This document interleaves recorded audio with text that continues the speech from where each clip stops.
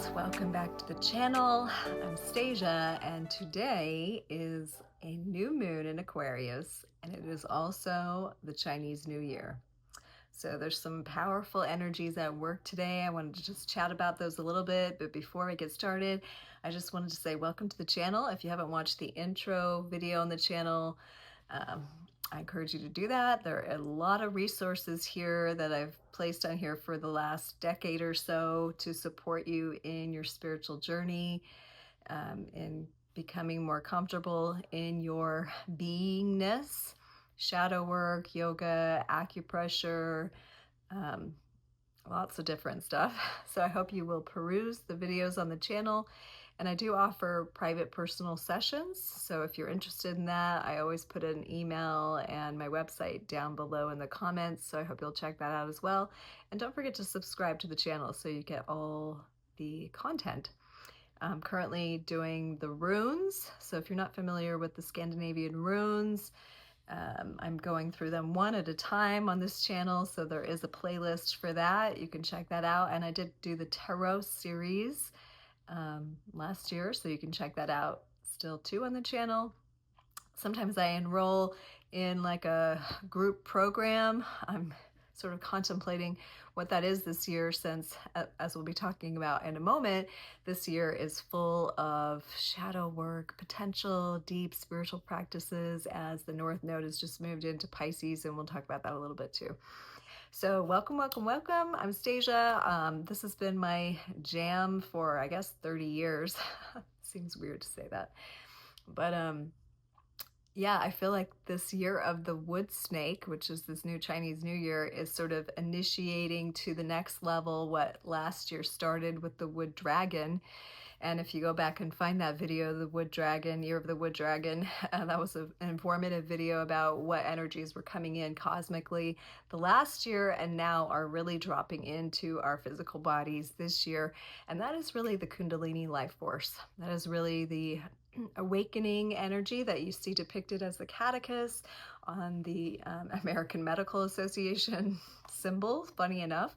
But in ancient symbols, this serpent energy that moves up the rod, the snake moving up the wood stake, is actually the activation of our spiritual life force energy up our spine that moves through two opposing channels, and it moves serpentine-like. And one channel is called Ida, that is the lunar or passive or feminine force, whatever you choose to call it, often depicted as blue. And then the Pingala, which oscillates back and forth with Ida, that is the masculine or the active or the red current.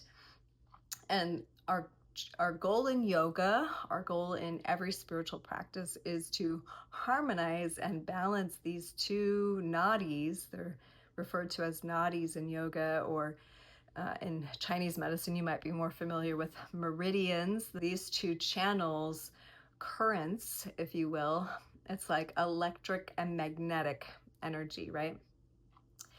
And the goal of harmonizing them is actually to bring the hemispheres of the brain into harmony and balance, so that we're not just a right brain or a left brain person, but we're a whole brain person. And when we harmonize our masculine and feminine capacities, which means our logical with our intuitive, right? Our active with our receptive, our masculine, our feminine, then those two currents actually merge, alchemize. That magnetic electrical potential becomes unified, and it moves up a single channel in the center of the spine known as Sushumna. Sushumna Nadi is the third, or you could say the neutral channel, positive, negative, and the neutral. In Ayurveda, we say sattvic is the center, and then rajasic and tamasic would be the positive and the negative force. And you see this in a lot of traditions around the world describing these yin and yang currents, right? Coming into a unified field. And then there's even a more intricate when you're very, very centered in yourself, Shushumna goes into a very smaller channel called the Brahmi Nadi, which is even very more precise. So, growing up Mormon, as I did, we heard about following the rod, hold to the rod, the iron rod, is supposed to be like the truth. To me, that's also the spine, the channel in the spine that leads to an awakened pineal gland. So when these currents are balanced, they actually come together and they penetrate the pineal gland. And then the ventricle nerves, of which there are 12 of them, fold and open in the brain. And they kind of like bow to, if you will, they fold open, they surrender, they actually peel back in a surrendered state to this Christ consciousness within yourself, this higher mind, this pure awareness faculty, if you will. So year of wood snake is year of the rising of this energy in humanity as a whole. So over the centuries, over the millennia, it's like some souls have had this. It's almost been like a few here and there. And we hear stories about Jesus and Buddha and, Krishna and Muhammad and different spiritual beings, saints and masters around the globe, Saint Germain, different beings who were said to have a higher awareness, and that they end up getting quite a following, because who doesn't want this pure higher state of pure love and pure awareness of something beyond this plane? But as has been described in many traditions across the globe, there is this, I'm not speaking for the theory of evolution so much like Darwinism as I am for the evolution of human consciousness, which is really just the maturation of human consciousness. Okay, so as human consciousness matures, just like as our bodies mature from babies to adults, our consciousness also matures. Our spirituality matures from an infantile state or an unawakened state, or you could just say a lower vibratory state. And in the color theme, that would be from red, the shortest vibration, to the longest, or am I saying that right? The lowest frequency red to the purple, the ultraviolet, right? So this is why you see the chakras depicted as red, orange, yellow, green, blue, purple, violet, white, because the frequencies getting higher and higher and more refined. And that's also what our consciousness does as energy moves up the spine, as life force current, as this serpentine energy in the wood element, which is really a very physical element, as we're doing this in our physical bodies this year. So over the centuries, millennia, more and more people are awakening. More and more people are waking up. And you've even heard like the Great Awakening, right? Over the last 4 years, many have referred to this time where all these things are being revealed, right? All these hidden things are becoming seen. And that has a lot to do with the astrology too. And a lot of things that were hidden, Pluto's job to reveal. And we just went through like 16, 17 years of Pluto and Capricorn. So Pluto was revealing all these things in our structures and governments and, these frameworks that we were used to that ran society. Those were kind of the veil was parted, like the curtain revealed, who really was behind the curtain, right? And so now Pluto has moved into Aquarius, and it did that in November of 2024. But now, just last week, we had Pluto conjunct the Sun in Aquarius. So this is the first time this has happened since Pluto has been in Aquarius. And now we just have today our first new moon in Aquarius with Pluto sitting in that sign. So this is, and we're on a Chinese New Year too, so there's something significant, very like advancing and initiatory, and new beginning of this energy, which is this preparatory energy where, Pluto is going to be in Aquarius for like 19 more years. So this is a long transformation, and wherever Pluto is in the zodiac, in the constellations, is going to go through a massive restructuring, a massive revealing, a massive change. So you can also look where Aquarius is in your birth chart if you're curious. If you want help with that, reach out. I can help you take a peek at that and see what's going on.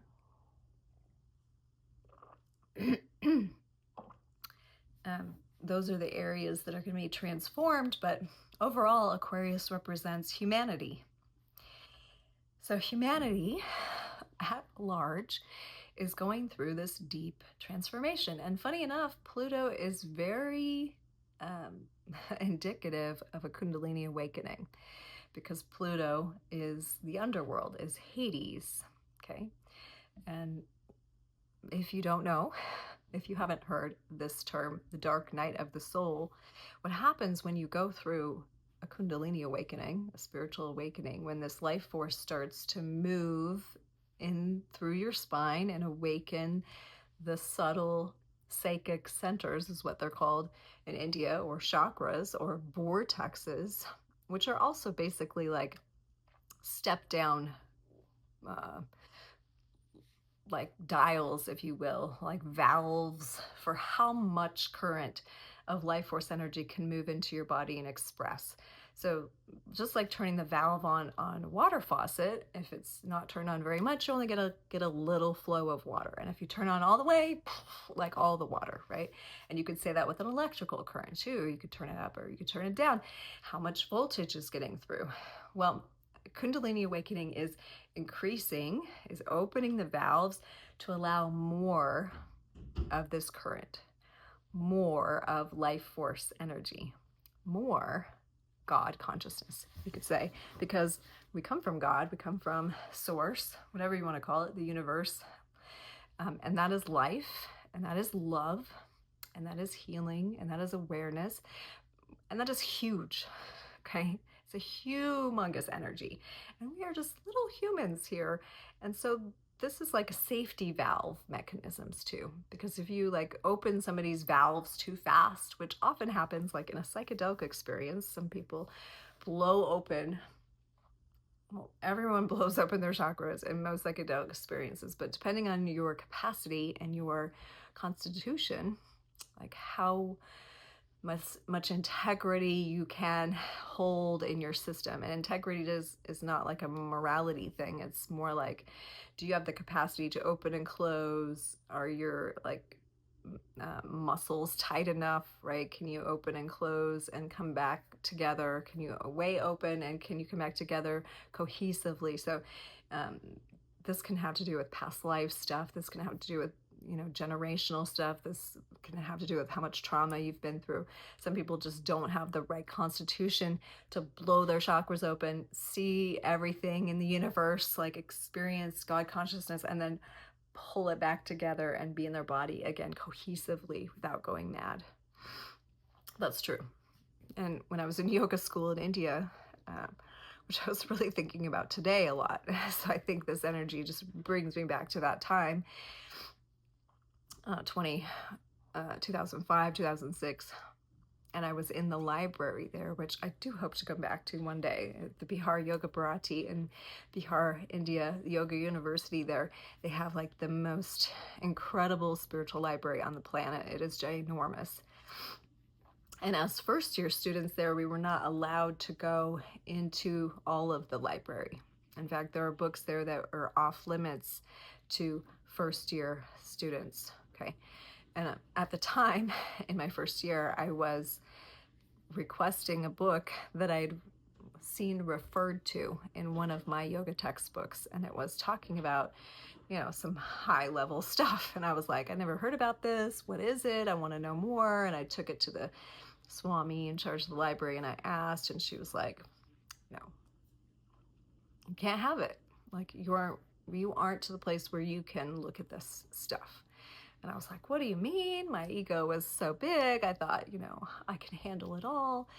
And she said, people have left here in ambulances to the loony bin by exposing themselves too much too fast. And at the time I was like, what? But over the years of my studies, and as my awareness opened to other principles, higher principles, and integrated them in my body, and after a lot of psychedelic journeys too, and integrating some of those, there is the realization that not every human is hardwired to be blown open all at once. And that's why the awakening of human consciousness must be done systematically and steadily and step by step, line upon line, if you will. And that's why you don't learn high school stuff when you're a baby, okay, or when you're 5. That's why you don't tell, 7-year-olds everything about life. They're just not hardwired yet to comprehend certain things, right? There's stages at which we grow and we learn things, and that makes them make sense, right? Spiritual awakening is no different.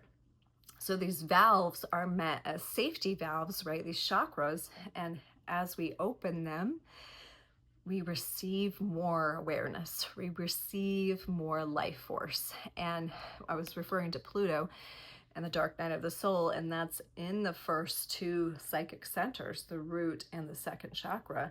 It's kind of like the underworld. Okay, we push out a lot of ancestral stuff in the second chakra, a lot of stuff we've been repressing in our early childhood. It's very much tied to the family line. And as that stuff comes up, it's a lot of personal stuff. And to get through and navigate that can feel like going through hell.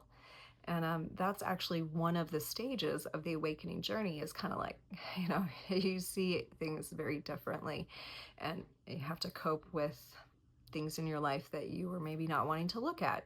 And so as Pluto is in Aquarius, this does indicate this dark night of the soul for humanity, this awakening for humanity that sends us plunging into, if you will, the depths of hell in our own collective consciousness.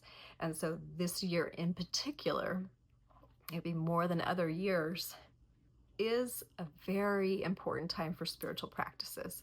It's a very important time for learning some very simple skills, many of which I have on this channel. One is awakening your third eye.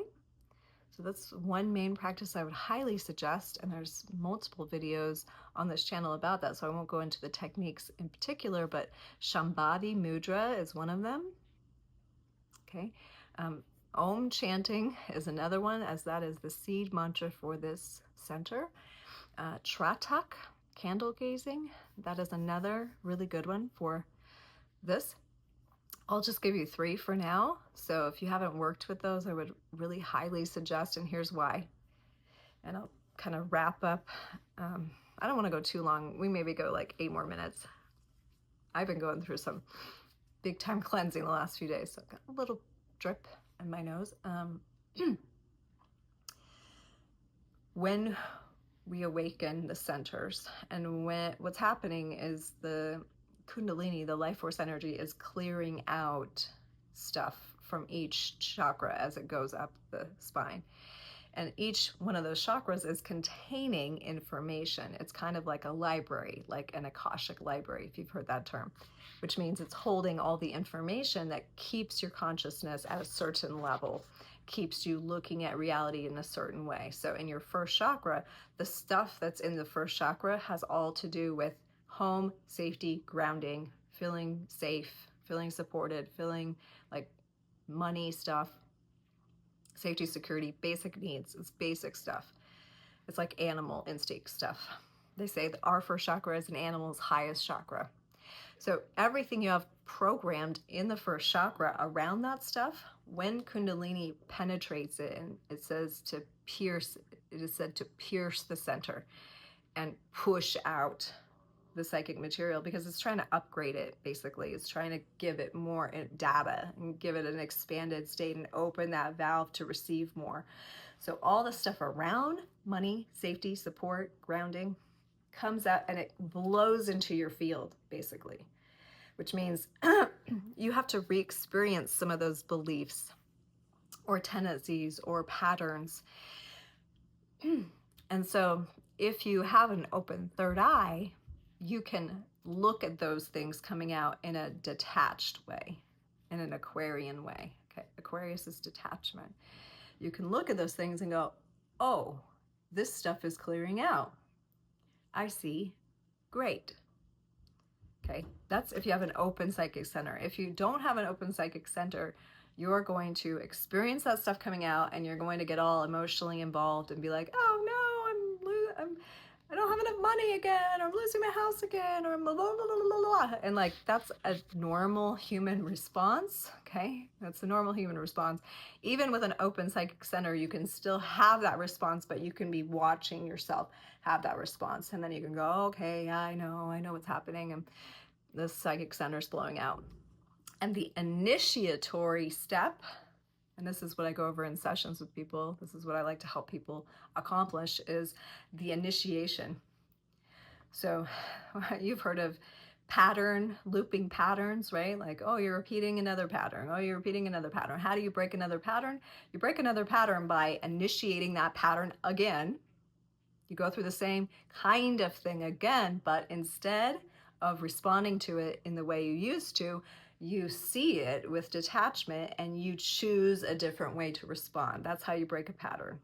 So the only way you initiate first chakra into its more advanced stage, and I do have a video about different stages of the chakras, you can look for that too. I'll try to put a link here, but the only way you initiate to the, like, from a closed center to a more open, or we say from a tamasic first chakra to a rajasic to a sattvic, and there's actually multiple stages there. The only way you initiate is by responding differently and with awareness. That doesn't mean you don't have the thing come up. Like, the thing coming up, the trigger, is the moment for initiation. You never initiate without the trigger. So when you're like, stop triggering me, or I don't like to be triggered, or you're being triggered, this is a false idea. This is like wanting to stay in the safety of the old pattern, not wanting to grow. Not wanting to be triggered is not wanting to grow, because we don't grow without triggers. Triggers trigger initiatory moments. So that's why you have 5 of Swords in the tarot, of the battle and the conflict and the discomfort and the fighting, and then you have 6 of Swords, the initiation into the new reality. You can't get to 6 without 5. Sorry. You don't just go from meditation, 4 of Swords, into the initiation. You have to bring the conflict up again. So this journey this year is initiating in the different psychic centers, and Kundalini doesn't just go up the spine one time. It like goes up and down and checks out and goes in and cleans wherever it can into the different psychic centers.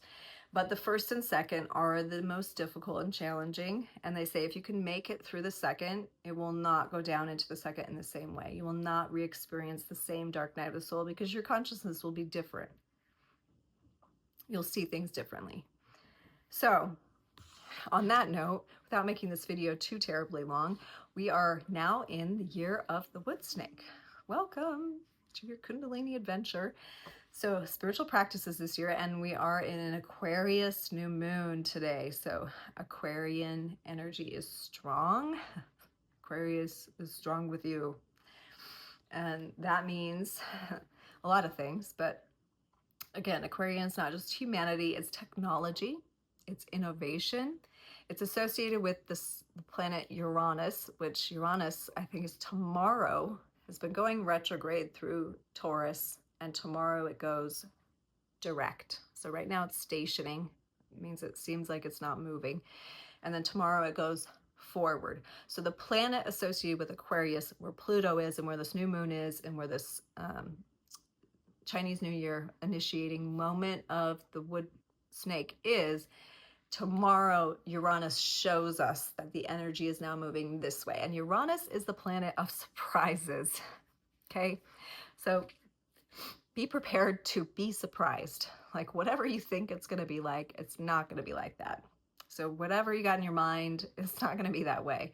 And we got a lot of Piscean energy also in the chart right now, collective chart. Neptune is hanging out in there, which is his home sign. So it's ruling this energy. And this has a lot to do with our dreams and our aspirations, but also illusions and delusions.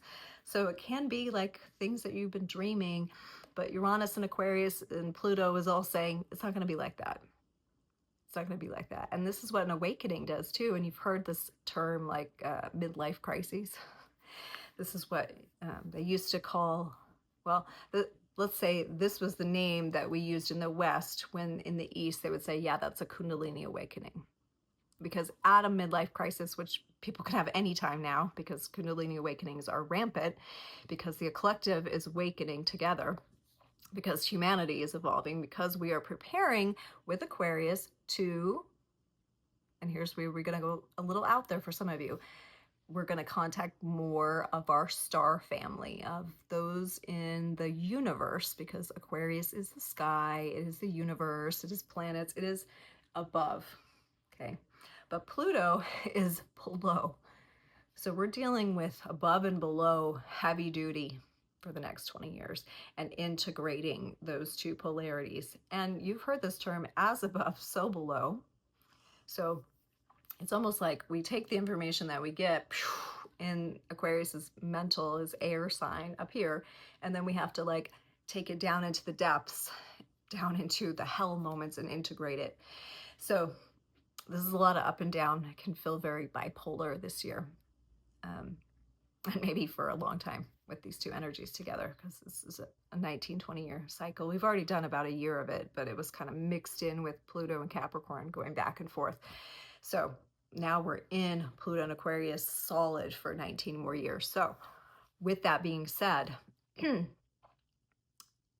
whatever you thought it was going to be like, it's not going to be like. So this idea of the midlife crisis was, okay, this dude or this gal had this basic life, happy family, you know, happy job or whatever, 9 to 5, pay the bills, blah, blah, blah, till a certain stage. And then they're like, whoa, what is my life?